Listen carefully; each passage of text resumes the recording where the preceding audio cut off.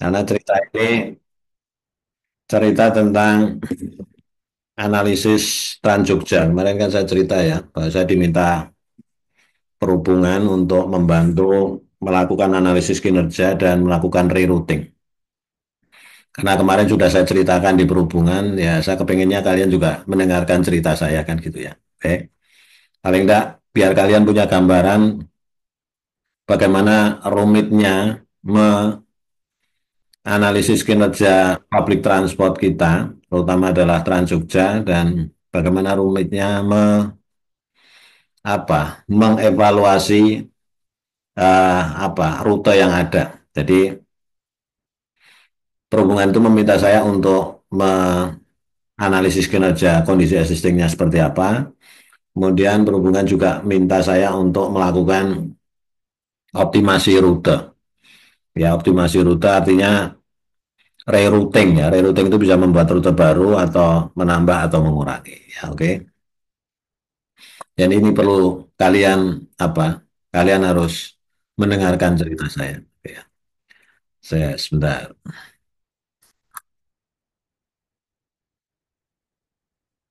Karena cerita ini menurut saya cerita yang menarik ya. Jadi paling tidak kalian juga belajar langsung ya, uh, problem solving atau case method ya. Jadi uh, pekerjaan ini adalah pekerjaan judulnya itu evaluasi kinerja dan optimalisasi trayek perkotaan. Jadi spesifiknya itu adalah Trans Jogja gitu ya. Ini baru saya bicarakan kemarin tanggal 16 Desember, jadi masih baru gitu ya. Kemudian ini juga mungkin untuk pembelajaran kalian semua. Saya itu biasanya kalau paparan di depan banyak orang, agar mereka take attention ke saya itu pasti membuat momentum-momentum yang agar mereka itu attention terhadap apa yang kita bicarakan. Jadi biar mereka attention terhadap apa yang saya sampaikan, saya itu selalu menyatakan kalau yang public transport itu permasalahan utamanya itu adalah bagaimana kita mengelola ini. Ini kemarin juga sudah disadu juga oleh Mas Satya ya.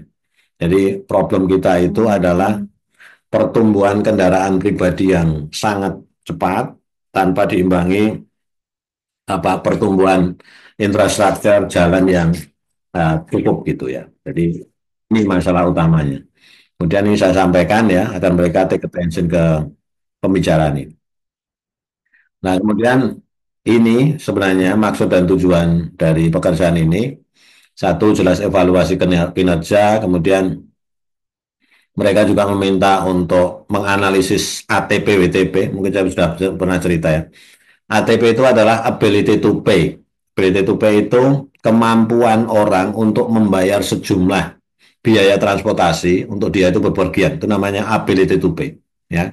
Kalau willingness to pay itu adalah kemauan orang, beda ya. Kemauan orang untuk membayar sejumlah biaya tertentu jika dia mendapatkan fasilitas transportasi, gitu intinya ya.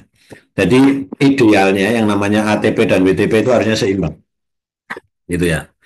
Nah, kemudian juga diminta untuk memberikan rekomendasi terkait rerouting. Kemudian, sebentar ya, sebentar.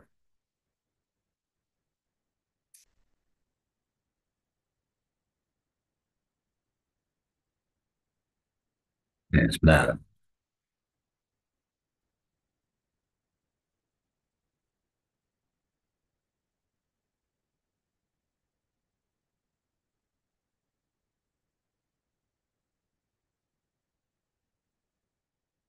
Ya, oke ya. Jadi ini kira-kira maksud pekerjaan ini. Kemudian ini objek evaluasinya. Kalian juga sudah pernah kan jalan-jalan ke Trans Jogja di jalur-jalur ini kan? Prinsipnya kalau di kota Jogja dan sekitarnya itu sekarang itu ada 22 jalur public transport, 19 Trans Jogja, dan tiganya itu teman bus. Ya, teman bus itu pembiayaannya dari pusat, ya, dari pusat perhubungan kementerian kan gitu ya. Nah di tahun ini teman bus itu akan diserahkan kepada uh, provinsi gitu ya, karena sudah diminta untuk semuanya itu di manage oleh provinsi. Nah kemudian Hasil studi itu kemudian saya kemas menjadi 6 poin yang saya sampaikan. Saya urutkan dari temuan-temuan yang menggembirakan gitu. Kemarin itu saya bilang saya urutkan dari temuan-temuan yang menggembirakan. Yang pertama itu saya sampaikan soal analisis kinerja, hasil analisis kinerja berbasis persepsi. Ya, kemarin kalian itu pergi ke Trans Jogja itu sebenarnya juga berbasis persepsi ya. Kamu merasakan bagaimana naik Trans Jogja itu gitu ya. Nah, kemudian yang kedua adalah hasil analisis kinerja teknisnya, kemudian hasil analisis skema subsidi, kemudian optimasi rute, analisis potensi user dan ATP WTP, serta kesimpulan dan rekomendasi. Nah, ini ada 6 hal yang saya sampaikan kemarin di perhubungan ya, terkait dengan permintaan dari mereka.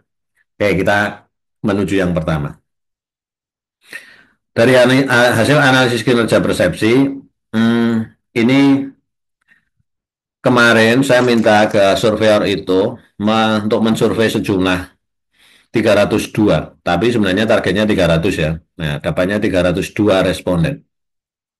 Kenapa 302 responden? Itu adalah hasil perhitungan minimal jumlah sampel. Jadi kalau kalian mau survei itu ya, Mas dan Mbak, kalian harus memperhatikan minimal jumlah sampelnya harus berapa. Itu ada perhitungannya. Nah, kemudian karakteristik dari responden penumpang dari Trans Jogja itu berdasarkan saya sampaikan hanya 3 bagian ya, hanya berdasarkan jenis pekerjaan, kemudian berdasarkan penghasilan yang sebelah kanan atas, kemudian yang sebelah kanan bawah adalah frekuensi penggunaan. Dari jenis pekerjaan, ternyata yang terbesar itu adalah 20%, 21% itu adalah penumpang dari, sebentar,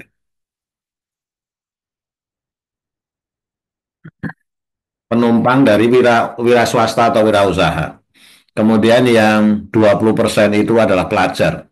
Nah, ini jadi masalah juga ya, jadi pelajar. Karena pelajar itu kan subsidinya itu, pelajar itu kan sebenarnya 0 rupiah, gratis pelajar itu.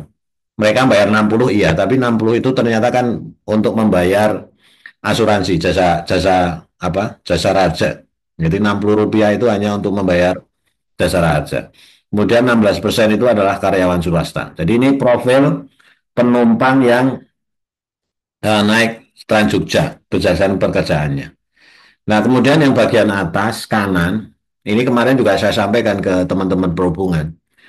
Ini juga agak menurut saya agak bermasalah juga karena ternyata penumpangnya itu sebagian besar itu adalah masyarakat menengah ke bawah, di mana dia penghasilannya kurang dari 2 juta kan, 43% itu di bawah 2 juta.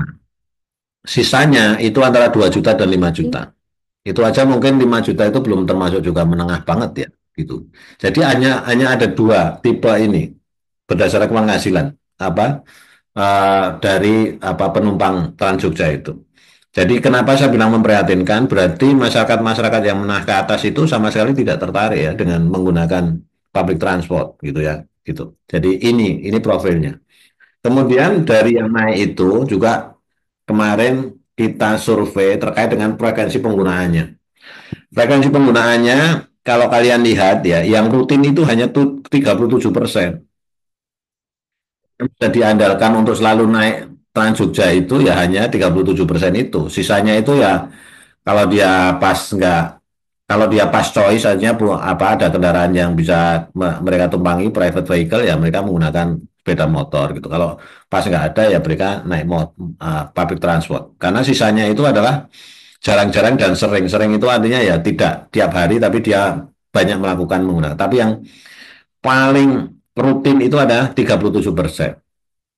Jadi public transport itu hanya diandalkan oleh dari 300 itu yang mengandalkan betul public transport kita itu hanya 100 orang atau 37% gitu ya.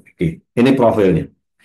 Nah, kemudian dari 302 itu kemudian saya menghitung yang namanya Customer Satisfaction Index namanya. Ya, CSI. Nanti kamu bisa belajar. Hasilnya adalah ini hasilnya sebelah kiri. Sebelah kiri itu adalah perhitungan CSI dari berapa itu? 1, 2, 3, 4. sekitar 9 ya, 9 variabel yang dianggap penting oleh penumpang. Jadi hasil CSI itu mengatakan 0,95. Maksimum itu CSI itu 1 ya, 100%. Ini berarti 95%. Jadi ini kepuasan dari pelanggan itu sudah mencapai 95%. Yang menurut saya sangat bagus banget ya, sangat bagus banget. Sebentar, sebentar.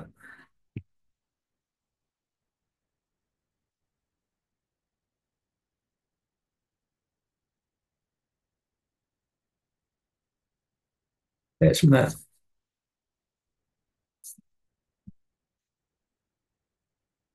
Ya, Mas, ini ada perlu saya jawab dulu sebentar.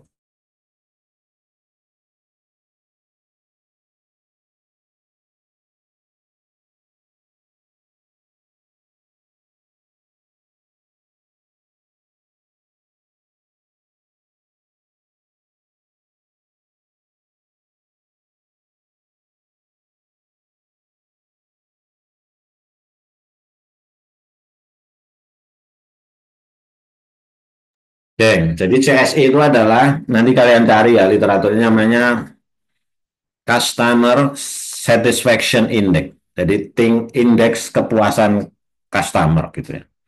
Dari beberapa variabel tadi ya, ada jumlah perpindahan, ada integrasi dengan moda lain, kecepatan perjalanan, perilaku pengemudi, informasi rute dan jadwal, biaya tiket, aksesibilitas, keamanan, kenyamanan, kendaraan, frekuensi keberangkatan, ketepatan waktu, itu semuanya di atas 0,9, kecuali yang frekuensi keberangkatan 0,8.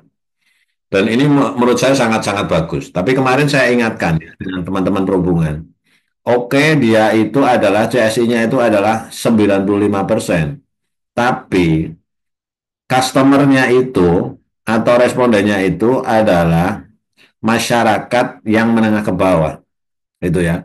Jadi bisa jadi masyarakat yang menengah ke atas kalau diukur CSI-nya yang dia kalau dia naik Trans Jogja dia akan berbeda gitu ya.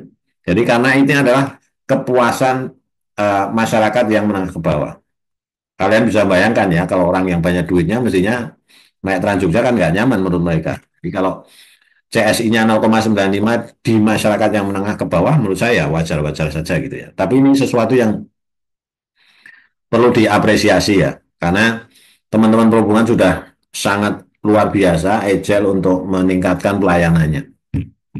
Dan ternyata kemarin saya diskusi dengan teman-teman perhubungan, kenapa teman-teman AMI itu bisa bisa luar biasa ya mengimprove apa servicesnya gitu ya, karena ternyata ada sistem denda juga ternyata. Jadi contohnya sopir itu kalau nggak ketahuan nggak pakai apa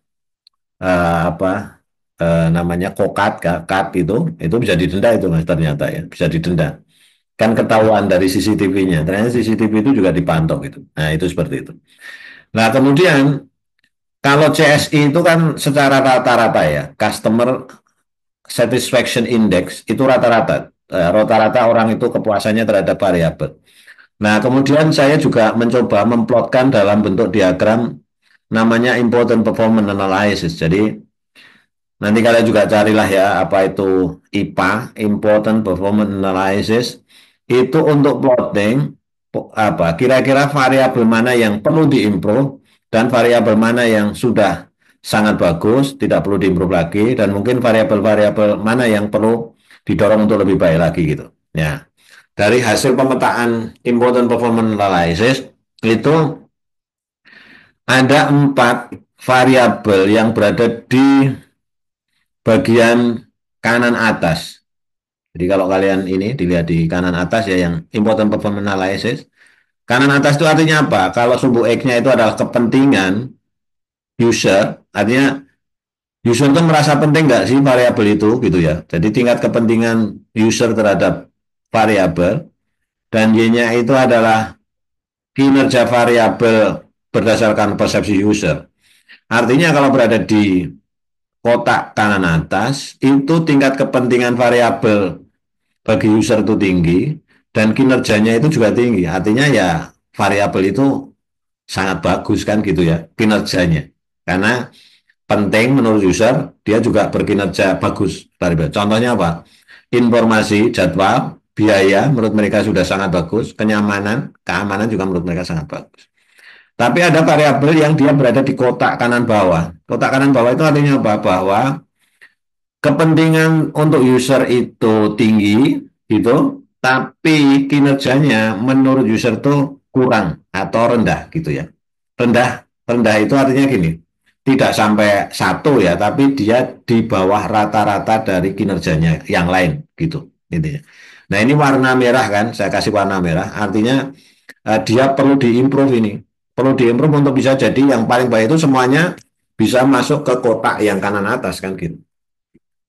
Variabel itu apa? Ketepatan waktu dan frekuensi keberangkatan. Ya, menurut saya wajar lah ya, karena saya juga selalu cerita bahwa public transport kita itu kan mix dengan private vehicle trafficnya gitu ya. Jadi untuk mencapai apa ketepatan waktu, untuk mencapai uh, uh, keberangkatan, frekuensi keberangkatan yang baik itu tentunya tidak gampang gitu karena kita kan mix traffic kan gitu.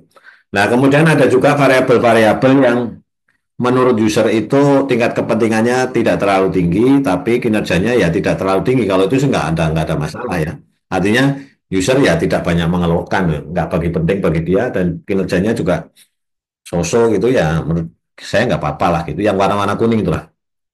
Contoh namanya kecepatan, perilaku, kemudian aksesibilitas. Walaupun perilaku itu sudah agak masuk ke kotak yang bagian kanan bawah ya. Jadi masih perlu pemantauan. Perilaku itu perilaku pengemudi, perilaku staf dan sebagainya. Itu ya. Ini dari hasil kepuasan penumpang. Nah, ini saya katakan dari kepuasan penumpang menurut saya excellent lah ya. Jadi saya bilang bahwa perhubungan PT AMI perlu kasih jempol lah karena pelayanan public transport Trans Jogja itu sudah sangat baik gitu ya. Tapi saya ingatkan bahwa itu dari sisi persepsi masyarakat menengah ke bawah. Kita perlu mengimprove nih untuk agar masyarakat menengah ke atas itu mau naik public transport sesuai dengan persepsi mereka terhadap kinerjanya kan gitu ya. Kira-kira seperti itu. Tapi secara umum uh, pelayanannya sudah sangat bagus gitu ya. Makanya ini terus saya kasih jempol kan mereka gitu ya. Nah, kemudian memang ketika survei itu ini juga untuk pembelajaran kalian saya memberikan beberapa pertanyaan terbuka yang responden itu boleh jawab apa aja gitu ya, memberikan saran apa aja. Nah, ini beberapa saran yang kemarin juga sudah saya sampaikan ke perhubungan yang kira-kira perlu untuk ditindaklanjuti lah gitu. Ya, oke, sebentar, sebentar. Saya ini masih harus menjawab sebentar.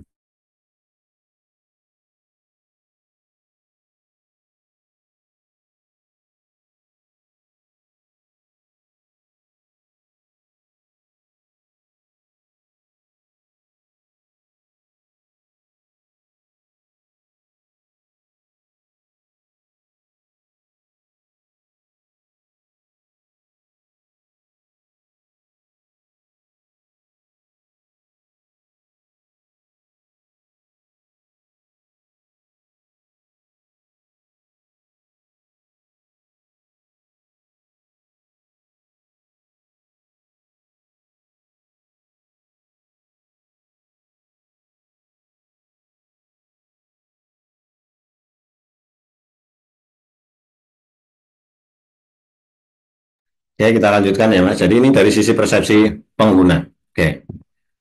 Nextnya, kemudian kinerja teknis. Jadi kinerja teknis kemarin saya mendapatkan data dari PT AMI tentang naik turun penumpang per halte. Kemudian naik turun penumpang itu saya petakan dalam bentuk GIS. Jadi mungkin kalian juga perlu belajar GIS ya, Mas dan Mbak.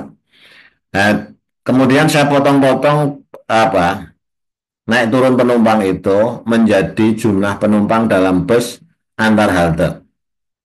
Ya, ini contoh.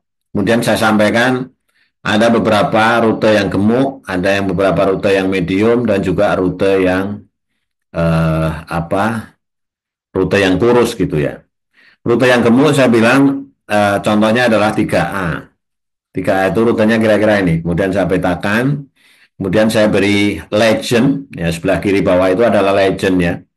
Yang warna merah itu berarti di situ penumpangnya itu di segmen itu penumpangnya itu antara 33 sampai 35. Yang bagian bawah itu ada legendnya. Semakin hijau berarti penumpangnya semakin sedikit. Oke ya. Kalau dilihat dari sini mereka juga kemudian jadi tahu gitu mana kira-kira yang padat dan mana kira-kira yang agak longgar gitu ya. Di 3A itu yang paling padat itu adalah di bagian-bagian selatan gitu ya, bagian selatan menuju ke arah Giwangan dan sebagainya. Tapi ketika di arah utara itu sebenarnya tidak terlalu penuh gitu ya, rutenya itu tidak terlalu penuh. Nah, 3A itu adalah rute yang sangat bagus gitu ya. Penumpang penumpang di Oktober itu sekitar 149.000 satu bulannya ya. Kemudian dia dilayani 9 rate, 19 bus dengan load factor atau faktor muat itu 0,9. Ini menurut saya sangat bagus. Cuma rutenya memang sangat panjang ya, 36 kilo rute yang muter. Kemudian ada rute gemuk yang lain itu adalah jalur 15. Tapi kalau kalian lihat ya, jalur 3A itu kan ada warna merahnya gitu ya. Jalur 15 itu mulanya warna merahnya nggak ada gitu ya. Walaupun dia sudah masih cenderung coklat ya. Itu adalah rute yang dari Malioboro ke arah Palbapang, Bantul. Ya, ini sudah mulai sebenarnya ya masih ada penumpangnya, tapi dia load faktornya kecil lah ya, load faktornya kecil dengan jumlah penumpang Oktobernya itu 121 ribuan gitu ya. Oke, ini yang gemuk. Kemudian ada rute yang saya bilang rute medium, udah mulai hilang juga, yang merahnya itu udah mulai hilang. Ini contoh 2B. 2B itu hampir kanan kiri yang agak padat tuh sebelah sebelah barat Tugu lah ya, rute yang sebelah barat Tugu. Kemudian kalau yang timurnya itu ya hijau-hijau, jumlah penumpangnya cuma 11 12 gitu ya. Padahal kapasitas bus itu kalau menurut perhubungan kan 41 itu termasuk yang berdiri ya, 20 yang duduk, sisanya berdiri kan gitu. Load faktornya 0,45, panjang rutenya 37 kilo. Kemudian ada medium yang kedua itu ada 1B. Nah, kemudian yang terparah itu adalah rute-rute kurus. Contoh adalah rute 7. Rute 7 itu penumpang per bulannya hanya 7.000. Per rate-nya itu kira-kira yang ada di peta itu masih hijau-hijau. Jadi penumpangnya itu hanya 2, 3, 4 gitu. Satu bus itu 2, 3, 4 gitu. Warnanya hijau semua. Load faktornya 0,09. Kan ya luar biasa ini bahwa kinerjanya itu ya harusnya rute-rute kayak gini tidak dipertahankan karena ini rute-rute yang betul-betul tidak visible lah ya. Jadi mesti biaya operasionalnya tinggi sementara penumpangnya ya segitu kan gitu ya. Nah ini kemudian ada rute kurs yang lain seperti rute 5A gitu. 5A juga termasuk rute yang tidak terlalu bagus ya. Load faktornya hanya 0,3. Nah, secara keseluruhan kemudian saya coba plotkan yang sebelah kanan itu adalah jumlah penumpang pen rate itu ada warna biru dan warna coklat ya, warna merah ya, warna apa ini ya? Yang warna biru mungkin ya. Ini adalah penumpang umum. Sementara yang warna coklat itu adalah pelajar. Nah, pelajar terhadap penumpang umum itu sekitar 16%. Ini masing-masing rute seperti ini. Kalau dilihat kan udah mulai kelihatan nih, 1C kecil, 4A kecil, 4B, 5A, 6A, 6B, 7 dan seterusnya. Yang besar-besar hanya 3A, 3B, 2B, 1B, 15 kan gitu ya, kira-kira itu. Nah, kalau yang bagian bawah itu digrafikan dalam bentuk load factor. Ya, dalam bentuk load factor. Nah, rata-ratanya kira-kira inilah. Rata-rata penumpangnya itu per rate-nya itu hanya 135 rata-rata. Kemudian rata-rata load faktornya total itu adalah 0,39. Menurut saya ya sangat rendah kan gitu ya. Nah, ini kemudian kesimpulannya dari tadi analisis load factor tadi, kalian bisa membayangkan ya, kemudian diplot secara spasial dan sebagainya, bahwa load factor kalau kurang dari 70% itu dianggap nggak efisien, gitu ya. Load factor kalau lebih dari 100% itu terlalu padat, tapi kalau di bawah 70% itu nggak efisien. Dan tadi tercapainya hanya 0,39. Nah, ini saya menyarankan bahwa memang perlu optimasi rute atau trayek agar trayek-trayek yang kurus itu harusnya mulai di bukan dihilangkan ya. Mungkin bisa digantikan dengan trayek yang lain kan gitu ya. Kira-kira itu. Jadi sarannya adalah penuh optimasi rute. Nah, kemudian soal subsidi, nah ternyata Mas dan Mbak, subsidinya itu masih cukup besar. Jadi kalau sebelah kiri aja ini grafiknya, lain kali lah kita obrolkan lebih panjang kalau pengen ada yang penelitian ini nanti bisa ketemu saya ya. Ininya yang sebelah kiri ini aja lah. Penumpang Trans Jogja sekarang itu sekitar 4 juta per penumpang. 4 juta penumpang per tahun, Mas dan Mbak. Kalau penumpangnya hanya 4 juta, subsidinya per penumpang itu ternyata dibandingkan dengan biaya operasional kendaraannya, kalau kamu naik public Trans Jogja sekarang dengan total penumpangnya setahun itu 4 juta, berarti kamu itu sebenarnya dapat subsidi 20.000 per penumpang. Ya, hasil hitungan perbandingan BOK dengan tarif ini Mas. Jadi pendapatan tarif dengan biaya operasional kendaraan total itu berapa dibandingkan gitu. Nah kalau pengen Mas apa pemerintah itu nggak subsidi, penumpangnya harus ya sekitar 20 juta per tahun. 18 juta saja itu masih subsidi 800 per penumpang gitu ya. Jadi memang public transport itu sesuatu yang luar biasa. Tapi harusnya gini, pemerintah itu harus mikirnya bahwa iya memang subsidi, tapi kalau orang nggak mau berpindah ke public transport, ya macetnya nggak akan teratasi. Sebenarnya kalau orang itu kemudian dipaksa naik public transport, orang itu kan akan naik ya, jumlah penumpangnya kan akan tinggi. Ketika jumlah penumpangnya akan tinggi, otomatis subsidinya kan berkurang, berkurang, berkurang kan gitu. Ya sebenarnya kan itu. Nah ini yang jadi masalah di subsidi. Jadi mengurangi subsidi itu memang harus dengan cara meningkatkan penumpang, mau tidak mau, ya tidak bisa hanya mengandalkan penumpang yang sekarang dengan 3.600 dan Rp60 untuk pelajar. Nah ini ya. Nah kemudian bagaimana cara optimasi rutenya, Mas dan Mbak? Nah kalau kita mau optimasi rute, kita harus membuat skenario. Nah ini skenario yang kemarin saya tawarkan. Jadi saya memiliki skenario itu ada tiga. Skenario nol itu berarti existing ya, kondisi existing sekarang. Semua rute digunakan, rute sekarang. Kemudian ada skenario satu, saya bilang ini adalah skenario existing plus. Plusnya apa? Tambah jalur 16 dan 17. Nanti saya berikan alasannya kenapa jalur ini perlu untuk dibuat gitu ya, jalur 16, 17.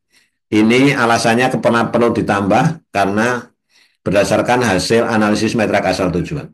Kemudian ada skenario 2, itu saya bilang skenario optimum, itu adalah menghilangkan rute 4A, 4B, 7. Kemudian ada skenario ketiga, itu menghilangkan 1C, 4A, 4B, 5A, 5B, 7, dan 9. Ya ini.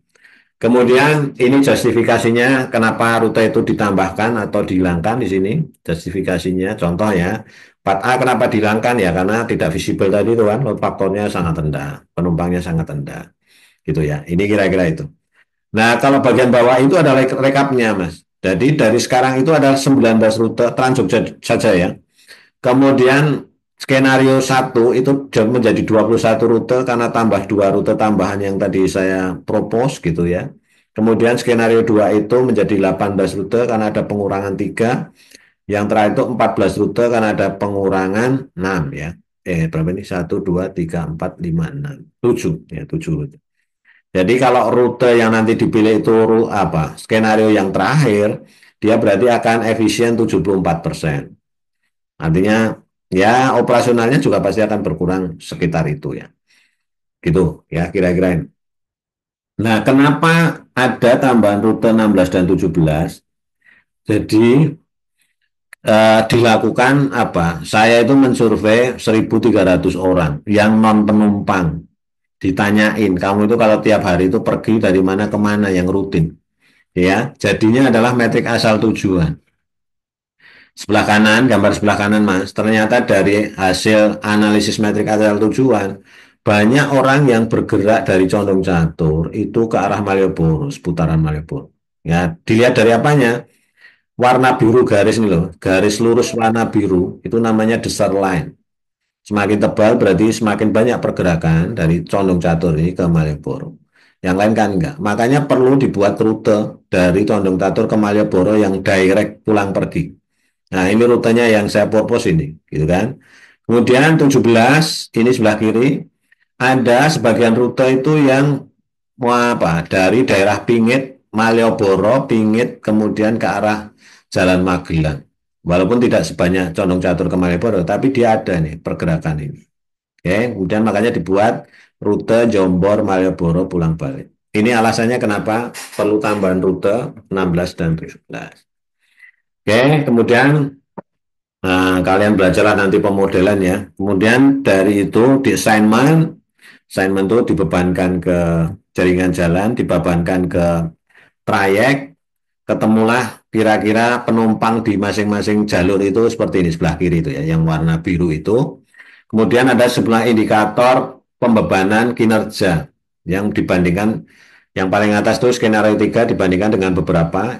Ini yang warna-warna biru itu berarti kinerjanya lebih baik daripada existing. Artinya skenario yang dijalankan, skenario ketiga itu bisa menjadi alternatif pilihan karena beberapa kinerjanya dianggap lebih baik kan gitu ya. Ini kira-kira hasilnya.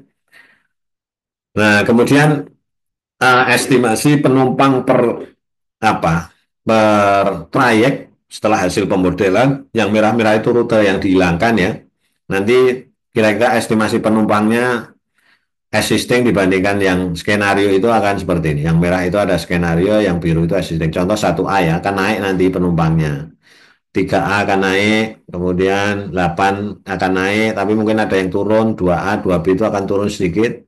Nah, yang rute baru itu ternyata ada penumpangnya ya, sebenarnya dan cukup lumayan gitu. Ini hasil dari pemodelan sistem. Nah, ini anu aja, rute-rute yang cross section ya. Oke, nah kemudian dihitung kebutuhan armada optimumnya. Kira-kira ini kalau butuh headway 10 menit yang sebelah kanan ini ya. Butuhnya sekitar 99 kendaraan bus. Kalau butuhnya headway 15 menit berarti butuhnya 69 kendaraan. Ini berdasarkan cycle time-nya ya. Oke.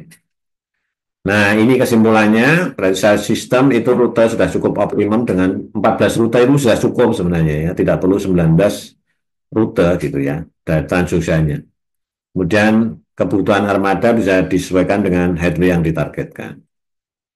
Nah, kemudian juga mensurvei potensi user. Kemarin itu ada 1.300-an ya, 1.289 responden.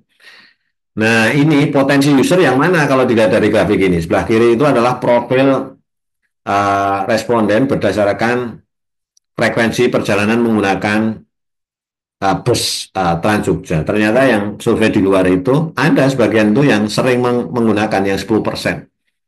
Jadi ternyata kalau dari kita ya, dari 1.300 orang hanya 10% yang mungkin bisa jadi calon user kan gitu. Nah, payahnya itu adalah yang 10% ini, Mas. 10% itu kemudian saya detailkan, ini siapa aja sih 10% ini dari yang sering ini sebelah kanan. Ternyata yang paling sering itu ya pelajar dan mahasiswa ya kan, ini 60 rupiah kan, repot lagi kan ini berarti kan. Ya kan, ya tapi nggak apa-apa, yang numpang itu nanti pelajar 37%, mahasiswa 23%, karyawan swasta 8%, kemudian 7% itu warna hijau itu freelancing. Tapi yang terbanyak itu pelajar dan mahasiswa. Nah, potensinya itu yang mau naik, kira-kira bisa naik lah. Nah, kemudian ini terkait dengan behavior. Jadi saya katakan bahwa kami juga melakukan riset pertanyaan terkait dengan perilaku. Perilaku itu gini, saya ingin tahu kalau dia itu responden itu niat menggunakan public transport, apakah dia akan menjadi behavior. Behavior itu akan betul-betul dia naik public transport gitu. Jadi ternyata orang Jogja itu ya sebelah bulatan yang tengah itu adalah variable intention namanya. Intention itu niat, baru niat. Orang Jogja itu dari niat untuk menuju ke perilaku itu korelasinya 0,8. Jadi sudah lumayan lah. Jadi orang Jogja itu nggak pelin-pelan amat gitu ya. Jadi kalau dia udah punya niat mesti dilakukan gitu. Nah tapi niat itu dipengaruhi oleh banyak hal. Ada dipengaruhi oleh attitude yang sebelah atas itu, dipengaruhi oleh yang tengah itu adalah subjective norm, sebelah bawah itu adalah perceived behavior control. Kita bilang aja yang tengah itu, atau yang bawah dulu lah ya. Yang bawah dulu itu kan angka di garis antara perceived behavior control dengan intention itu 0,422. Itu artinya lebih tinggi dari angka yang lain kan. Jadi yang paling berpengaruh terhadap niat itu adalah perceived behavior controlnya. Perceived behavior control itu adalah hambatan. Hambatan.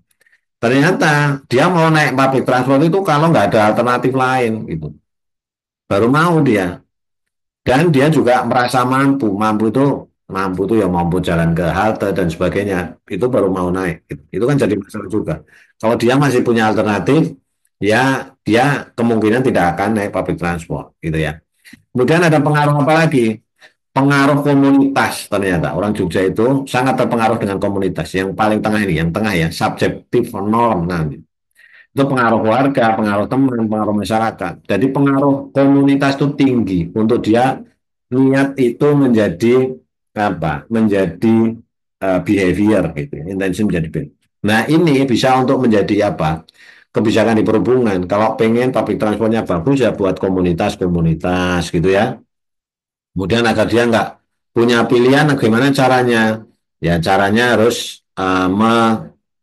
itu apa namanya mungkin perlu pembatasan pemakaian kendaraan pribadi. Jadi dia nggak punya ini kan alternatif, jadi dia naik public transport dan sebagainya. Seperti itulah kira-kira. Oke, saya sebentar ya Mas, perlu.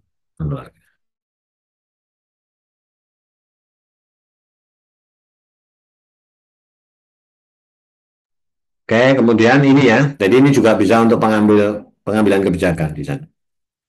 Kemudian selain itu, kami juga menanyakan pertanyaan terbuka juga. Saya tanya nih, kenapa kalau saya naik public transport mau naik public transport itu jika apa? Mereka itu jika apa kalau mau naik? Ya dia bilang tepat waktu, murah, bahkan gratis, nyaman.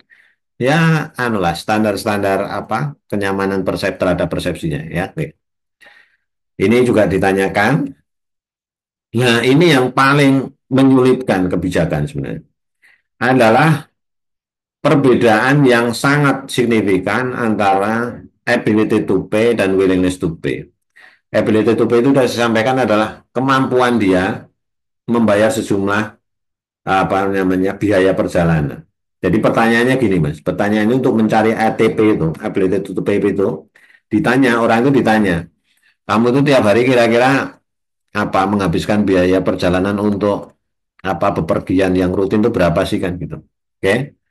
Kalau willingness to pay itu pertanyaannya gini, kira-kira dengan kondisi Trans Jogja sekarang itu, ya kan, itu kamu mau bayar berapa sih gitu? Kalau naik itu kamu mau bayar berapa? Nah ini yang repot adalah ini. Di sebelah kiri itu, grafik itu adalah grafik ability to pay dibandingkan dengan willingness to pay. Saya kasih contoh ya. Contoh ini mahasiswa. Mahasiswa yang warna hijau itu adalah ability to pay. Jadi ketika ditanya, dia hariannya itu menghabiskan uang perjalanan itu berapa sih? 4.497. Tapi ketika ditanya, kamu kalau Trans Jogja dengan kondisi fasilitas seperti ini sekarang itu mau bayar berapa? Dia bilangnya bayarnya cuma 2.600. Ini di rata-rata ya dari yang mahasiswa itu. Nah kan ability to pay-nya itu di atas willingness to pay terlalu jauh. Artinya kalau seandainya ditetapkan apa tarif itu di atas willingness, dia mesti nggak mau naik, kan gitu ya. Nah ini yang jadi masalah. Jadi per masing-masing jenis pekerjaan itu semuanya itu ability to pay-nya itu jauh lebih tinggi dari willingness to pay. Jadi terhadap WTP itu hanya 69%. Dan terhadap tarif yang sekarang ada itu WTP-nya itu hanya 75%.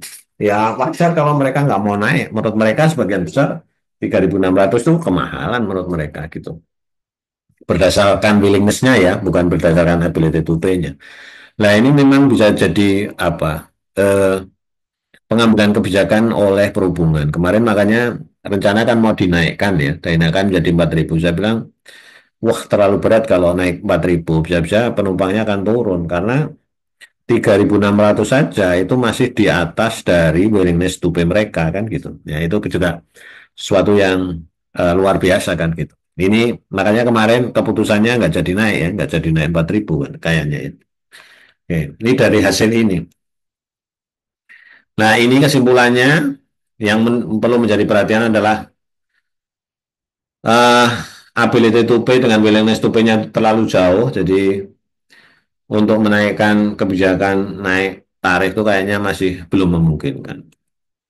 Nah, kemudian beberapa kesimpulan soal kepuasan tadi udah saya cerita sebenarnya, kinerja, subsidi dan sebagainya.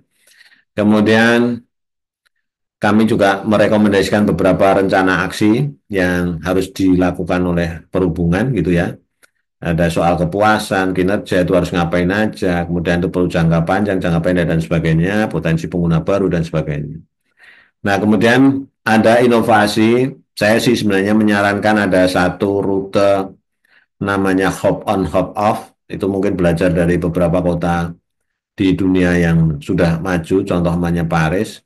Paris itu ada satu rute yang menghubungkan destinasi wisata di kota itu, yang dia itu muter terus, ya setiap saat muter terus. Bayangan saya kalau di Jogja bisa karena ada sumbu filosofi ya, muter di 16 DTW di kota Jogja itu kan ada. Nah, kemudian orang itu boleh naik kapan saja dengan cara tarif harian. Jadi contoh ya, orang kalau main ke Malioboro, ya naik bus itu aja, terus turun Malioboro kan, dia main-main dulu, selesai main-main, kemudian ada bus itu, dia tinggal naik aja, karena dia udah beli tiket harian. Kemudian dia mungkin mau ke mana, ke Tugu atau ke mana lah, ke Panggung ya, bisnya kan lewat situ ya, ya pokoknya dia tinggal naik aja, terus nanti turun lagi, jalan-jalan dulu, naik lagi udah nggak bayar, karena tiketnya itu adalah sifatnya harian. Itu mungkin bisa jadi apa hub juga rute-rute yang lain gitu kira-kira seperti itu. Nah, itulah Mas dan Mbak yang kemarin saya obrolkan di perhubungan. Jadi semoga itu juga bisa menjadi insight buat kalian bahwa perencanaan public transport itu juga bukan hal yang mudah. Jadi banyak hal yang perlu diperhatikan. Oke, nanti recording ini akan saya uploadkan ke LMS ya untuk menjadi bagian apa tambahan pengetahuan ke kalian. Paling tidak nanti kalau kalian mau apa ya, mau studi atau merencanakan public transport, kalian bisa mencoba menggali lagi dari apa yang saya diskusikan malam hari ini. Oke, saya kira sudah cukup lumayan ini saya apa ngobrolnya ya. Udah capek nih. Saya kira itu yang bisa saya sampaikan, Mas dan Mbak. Mohon untuk bisa on cam sebentar sebelum saya tutup meetingnya. Berikan senyum yang terindah. Ya, oke. Ya, kalian masih berkegiatan lagi ya. Oke. Oke, terima kasih atas kehadirannya, Mas dan Mbak. Semoga selalu dalam kondisi sehat dan sukses selalu ya. Oke, terima kasih. Oke, bisa titip meetingnya. Assalamualaikum warahmatullahi wabarakatuh. Waalaikumsalam warahmatullahi Waalaikumsalam warahmatullahi wabarakatuh. wabarakatuh.